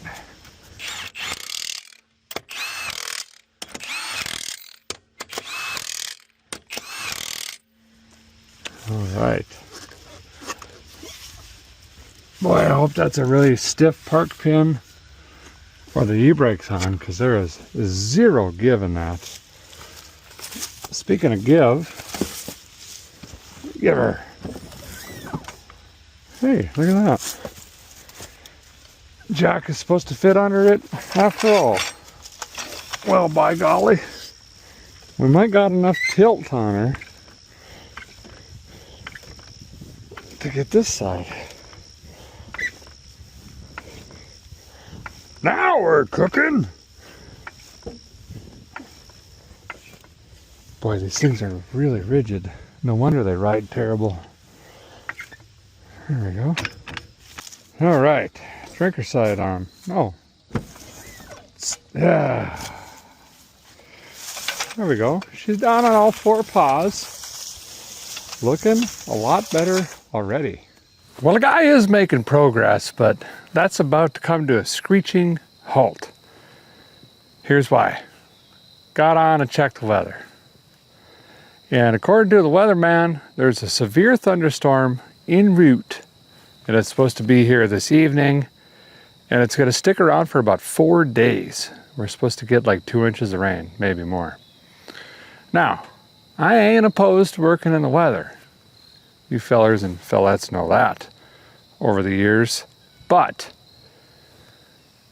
I looked up how to change a tank on this, and according to Ask Jeeves, whoever that guy is, seems pretty smart, you got to take the taillights out, the rear bumper, the crash bumper, the spare tire holder, the spare tire, the rear exhaust, the whole rear of the car comes off. It's not just a tank down, tank up thing. Great. Which we'll figure that out, but the jacks will be sinking in the mud, and now how are we getting out of here if we get it put together? This is all uphill. From here, we're in a valley, or a cut, you know. So here's what I propose. I think I got to figure out how to get this on a trailer or get my tow truck down here or something. And let's move this to the carport, which I got to make room in there. There's only room for 2 projects at a time. I'll have to kick one out. And let's get this in there, so at least we got shelter over our head and the jacks ain't sinking in the ground. And that way we can keep our feet moving, otherwise it'll be a whole nother week before we get back on this thing. So, let me pick up this mess, figure out some straps or chains or something, and get this up there, and then we'll get back at it. Okay, sounds good. Wha-bam! Just like that, we're in the carport. I actually ended up just getting in a collision repeatedly between the side-by-side and the vet. Scuffed the bumper up a little bit. Sorry about that. Speaking of which, that's the next big project. But first, of course, you can hear the battery charger going. We're gonna let this thing boil. That's the first step in any good project. Now you're wondering, when's the last time I took the whole rear end off of a C4 Corvette? Huh.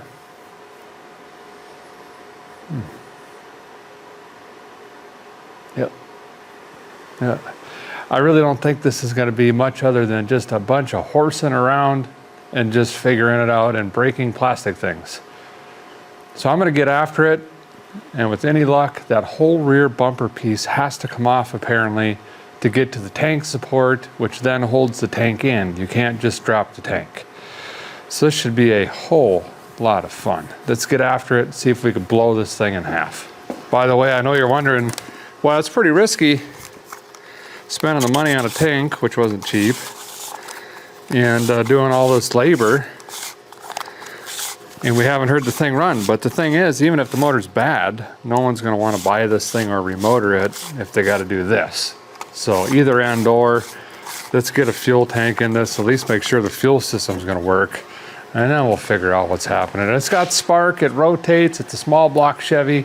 Chances are it's going to fire.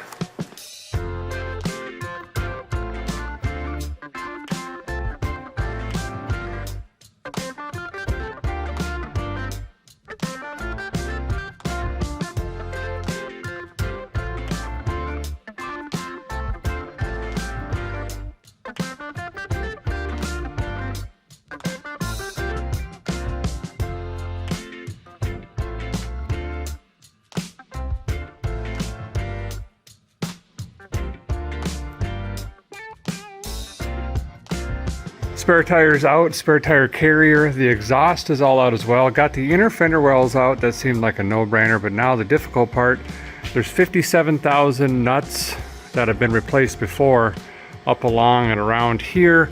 I believe the tail lenses need to come out. There's some wiring like backup lights, side marker lights. All of that stuff has got to come out. So let's start breaking, snapping, twisting bolts, and cutting some knuckles.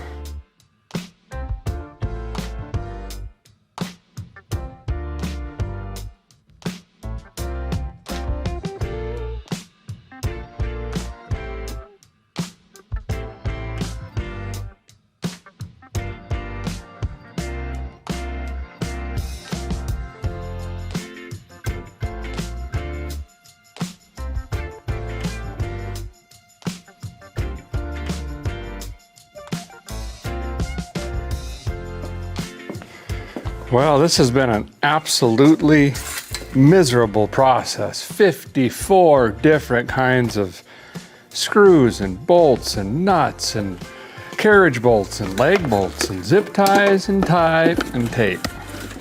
Everything. Most of it broke, some of it stripped, some I had to cut. But there we go. Well, that was easy. So someone's obviously been back here before. I imagine, I want to say just for the fuel pump, but you could take that out right here. It looks like the original tank. So I don't know if it was wrecked or they had to do that, put the dumb wing on, or what happened. Here's that thing I was fighting. But yeah, this tank still cannot come out until you get this whole crash support thing out as well. This water has been dripping. What even is that? It's just a loop. I don't know.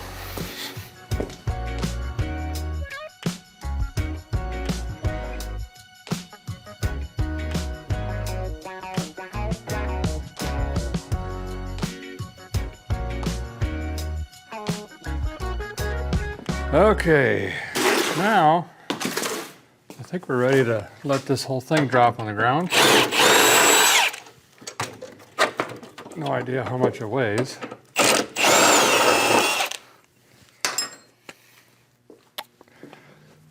But I don't think I'm going to catch it. Also, how do we know we have everything discoed? I don't think we do. I don't think this is gonna go well. Great!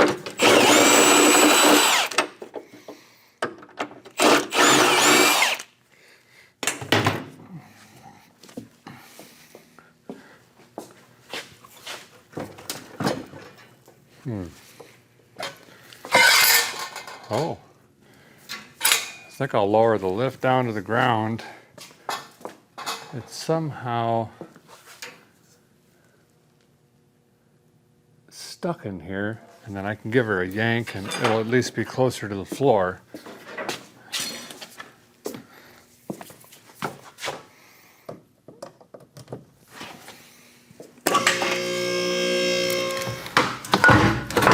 Oh yeah, it's heavy.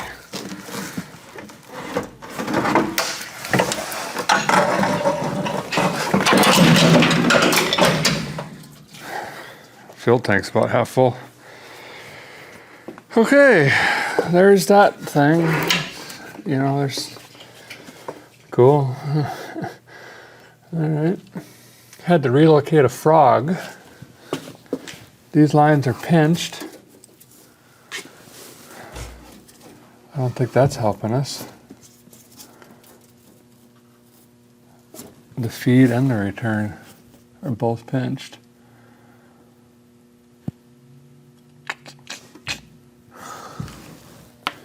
Huh. So someone did drop the tank. Because I doubt they would have done that at the factory, you know? But you never know. A guy just never knows anymore. He doesn't. You can't. You know? Well, this guy is about half full of just straight deck stain. So I'm gonna load this up and take it to my approved recycling area. We're gonna have to recycle that fuel out of that thing because I think we need to roll this upside down to get to the bolts to take the tank straps off of this here. These keep getting called a tank ground wire, or ground strap. And I just want to clarify, I don't think that's what it is at all, because it's not actually bonded to the tank that I can see. It's just a big loop. So that's GM's attempt, if this were to get rear-ended super bad or flip or roll or whatever. They have two cables, steel cables, wrapped around the tank, tied to the suspension, which is basically the frame back here, to try to keep that tank in the back of this thing. I think personally that's what that is. See, kind of like a bike lock for your fuel tank. Oh wait, easy now, Derek. Look at that. There's our build sheet. I can't wipe it, it's coming off. Not really legible. Still really cool, gotta go with the car. So it is the original tank. Now you're really curious why that got smashed.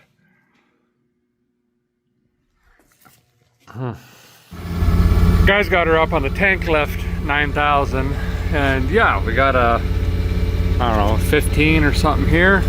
And then we got a Torx 99,000 there. And I believe that strap is all that's left. And I was correct. These don't actually hook to anything. So they're not a ground strap. That's a vent. I caught that in time. I think we're good. That's where the build sheet's at all those years. Well, I didn't see the obvious. And a lot of you were screaming up and down. But this side of the fuel tank, mostly right here, doesn't quite look like this. This thing was rear-ended something fierce. And that explains why the build sheet's still on it. They reused the tank, but put a new subframe and obviously had to paint it, new bumper cover, and that's where all the weird miscellaneous hardware and everything else came from. This tank is actually leaking pinholes, and that has been leaking on my floor this whole time. I've wiped this up 100 times. So this tank wouldn't have worked even if it was clean. We would have had issues. Oh, you can hear it, listen. Like sandy. Okay, we'll get that out of there. That'd be good for the fire pit. That juice, and then I don't know what that is.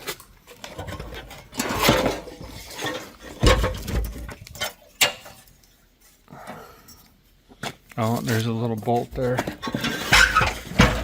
I missed.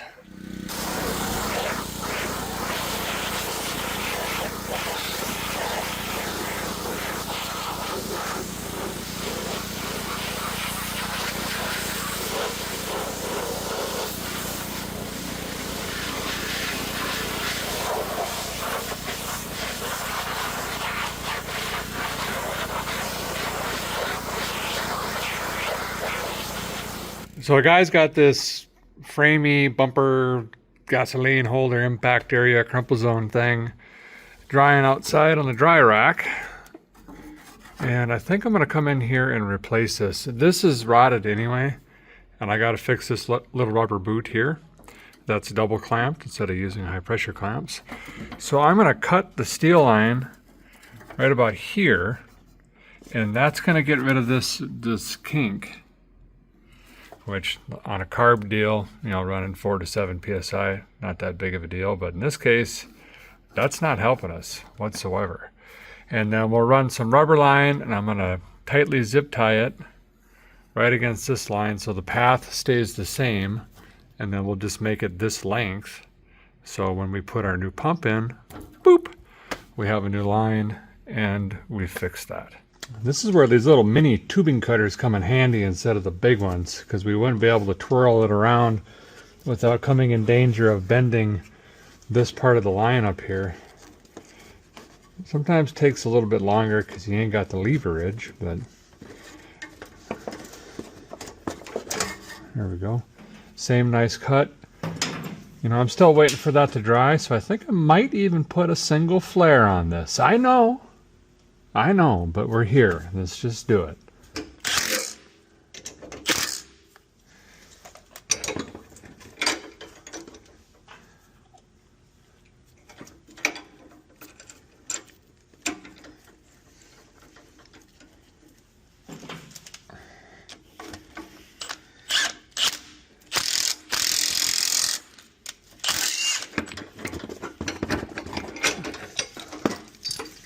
There we go. That'll give us some extra security. No, we're not going to have a leak up here behind the tank and have to go through this absolute nightmare again in the future. Well, not me, someone else. Well, we got us a new fuel tank. Sure, not full of rocks and stuff off of a sunken ship, so that's pretty good. And then the whole hanger sending unit assembly with the digicals and the new plug and a Delphi pump, which will go in something like that. And then we have the rubber tube even came with it, but what I'm missing, where is the pickup screen or the sock? That's not good. Oh. There it is. And there is the screen. That snaps onto that, underneath that. And that actually sits in a basket in here. Right down in there. And that's to prevent sloshing and stuff like that. You know, when you're really getting the G-forces on this hot rod over here, you don't want any fuel starvations. So I'm going to completely assemble everything. Actually, no. I'm going to put it in the frame thingy first. Throw that up on this table. Or maybe I'll put the pump in last. I'm just thinking this is really nice to be able to lift like that. So I think we'll put the pump and all this garbly gook on later. We even got the filler neck boot on there. We'll get this strapped into the back. I got new straps for it. And we'll get that attached to the car, and then we'll do the pump. Okay, this is all cleaned up and dried. I did spritz it with a little bit of good quality high temp silver just here and there where it was looking pretty shabby. Not that it really matters, but we know. That's the thing. I'm going to lift it up so we can get the hardware into the bottom of the tank straps. Get this Vortec V6 fired.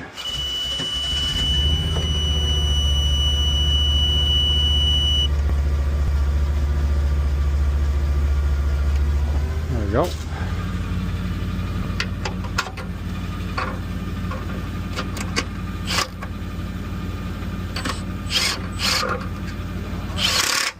Whoa, whoa, whoa.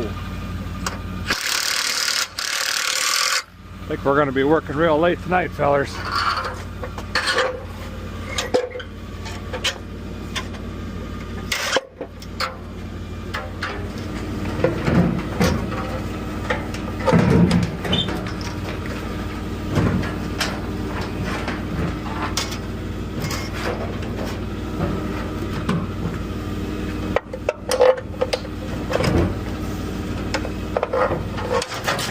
Okay, I think that's pretty well done.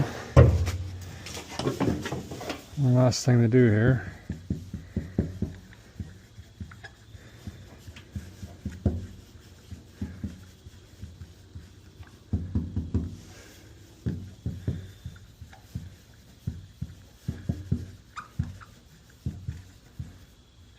There we go.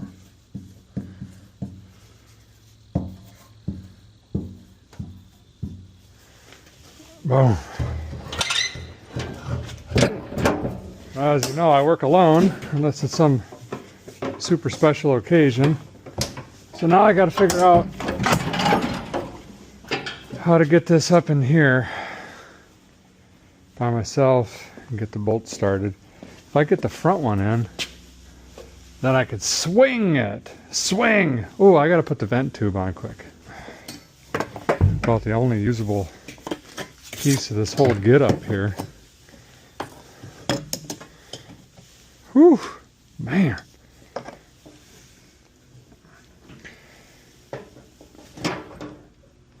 About like that, I believe. There we go. So here's that fuel rig I was talking about. I'm gonna snip these off, I suppose. I'll get an Adele clamp, rubber clamp. Clamp this up here, just to keep that from floppilizing. And I think that is pretty good.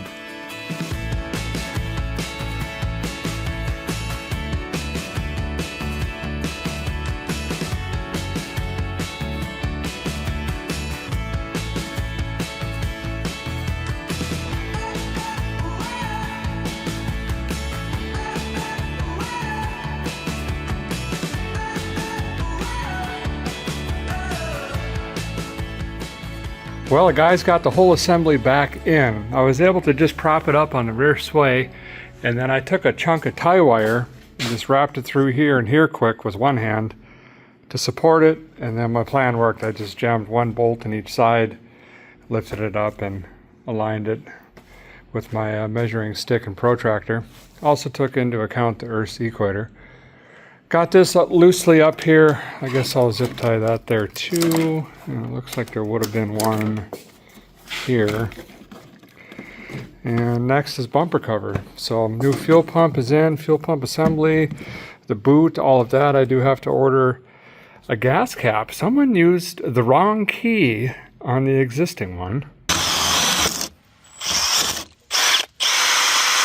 And apparently ruined that. It's very late. We're going to keep trucking though. I'd like to at least get this bumper cover, fascia back on, all the lights back in, spare tire back up to carrier, and get the tires back down. And the odd thing, this one blew off the bead jamming it in here today. So I don't know what that's about, but I got to look at that as well. But we're trucking.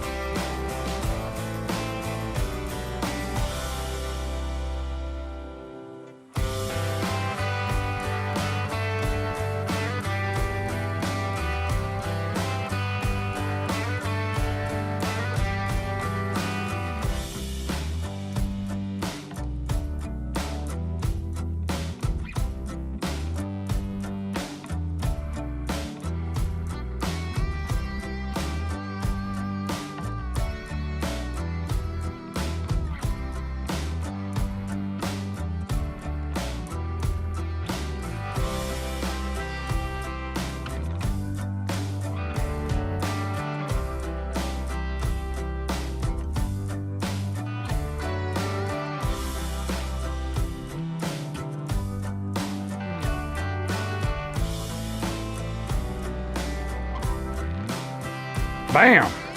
That's all back together. spruced her up a little bit so it looks a little bit more decentish from the rear. You know, forget the fact that all the paint's falling off and whatnot. These wheels are coming back around. Well, unfortunately, we did not get it to run and drive this time.